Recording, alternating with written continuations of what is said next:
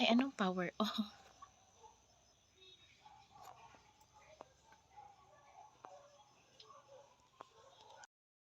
magandang umaga guys. So, ngayon ay Sunday. At saka, nakaligo na rin ako. Kasi pagising ko dito guys, sa aming kwarto, ay, grabe talaga ang tulo ng aming ano. So, namisik gid siya. So, namisik sa among cabinet. See the cabinet. Namisik gid siya. And then, ito ang nangyari. Ang akala ko kasi, kasya siya doon sa tulo na galing doon sa aming gutter. Yan. Nang galing dyan ang aming tulo ng kisame.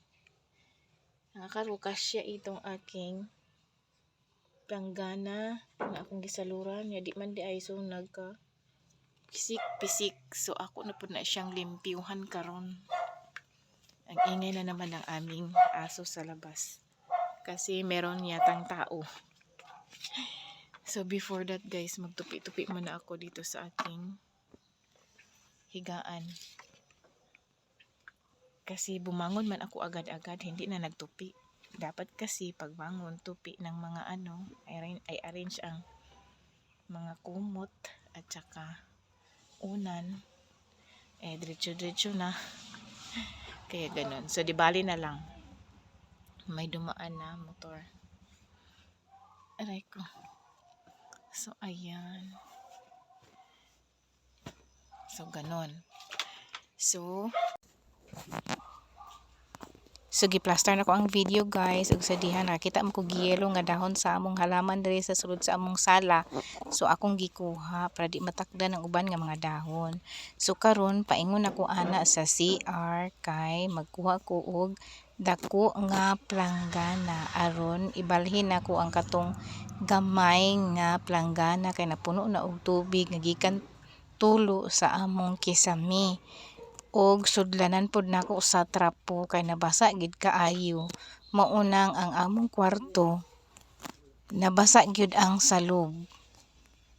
So ako dayong ibutang diha sa dako nga planggana ang katong mga trapo nga nabasa para ako silang waswasan didto sa CR.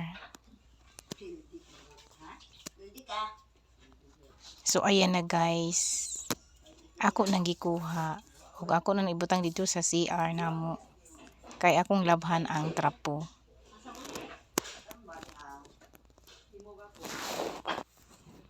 Og saba kayo ang mga tawo diri sa among palibot guys kay naa pa gyud nilabay nga sakyanan bao-bao. Kay duol ra lagi ang among balay sa Dan. As in one road away ra gyud among bay, char. Well anyway guys. So magkuha na pud ko karon og map guys kay ako na pud tong mapan ang basa nga naa dito sa sulod sa among kwarto para malimpyo na siya.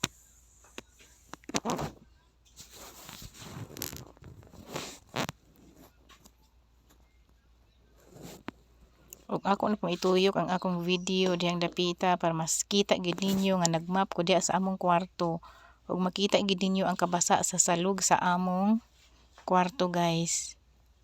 Kay ang among kwarto guys wala pa gid na tawon siya pertahan kay wala pa man ko ika-afford og butang og pertahan anang among kwarto, char lang.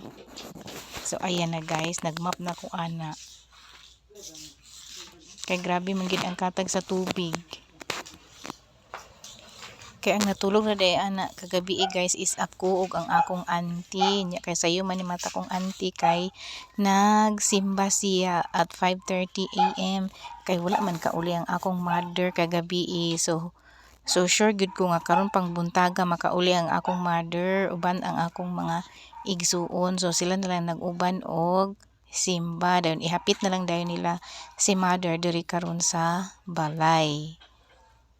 So at least makita na ni mother nga limpyo na ang kwarto, char. So kukuha muna ako ng basahan guys at saka ilagay ko Maglagay na naman ako doon sa tulo.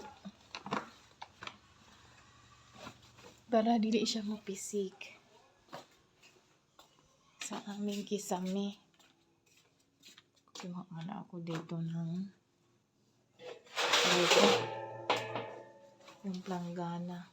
Malaki na lang na planggana para kasya sa lahat ng tulo na nangyayari doon sa aming bubong.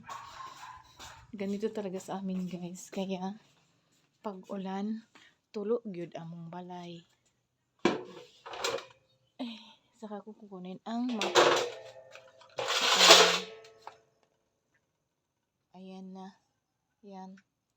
Kasya na yan sa mga tulo dyan sa gutter namin.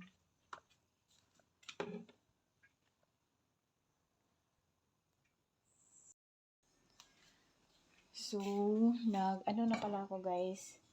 Ako nang giinit ang among leftover na rice. Nainit na siya. Kulo na rin ako ng tubig sa aming thermos. Tapos yung ulam namin is inon-onan pa rin.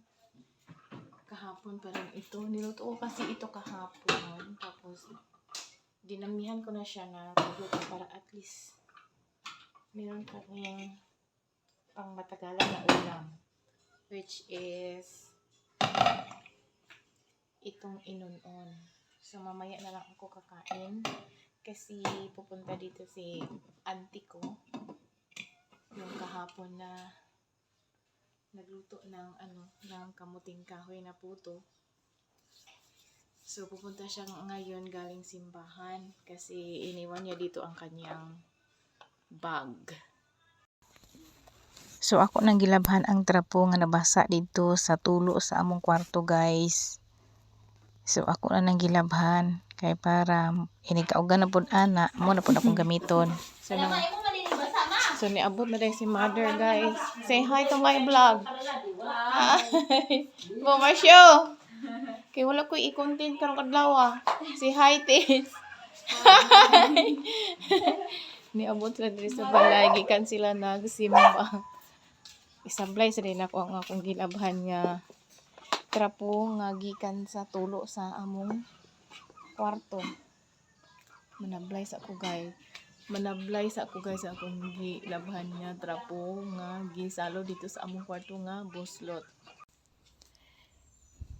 So, ako silang giagda og pamahaw guys. So ingon sila dili na lang daw kuno sila mo kaon og breakfast kay mga pina lang daw kuno sila og pan kay nagdala man pud sila og pagkaon which is mga klase sa pan.